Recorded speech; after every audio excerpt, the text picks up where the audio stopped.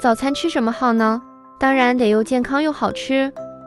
今天呢，我们就来做一款盐烧奶酪片，操作简单又好吃，早餐最适合不过了。首先准备一个正方形吐司，再将吐司切成厚片状备用。接下来做奶酪酱部分，黄油加入淡奶油，再加入细砂糖。电磁炉开中小火，将黄油和细砂糖完全融化开。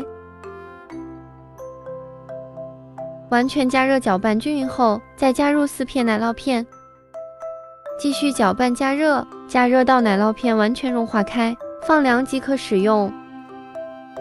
然后再将奶酪酱均匀地涂抹在面包片上，这里要涂上厚厚的一层，烤出来的味道才更好吃。在表面再撒一层杏仁片，烤箱温度调到190度，先预热10分钟。入炉再烘烤15分钟左右，烤到表面金黄就好啦。这样我们今天的盐烧奶酪片就做好了，口感松软，奶香味浓郁。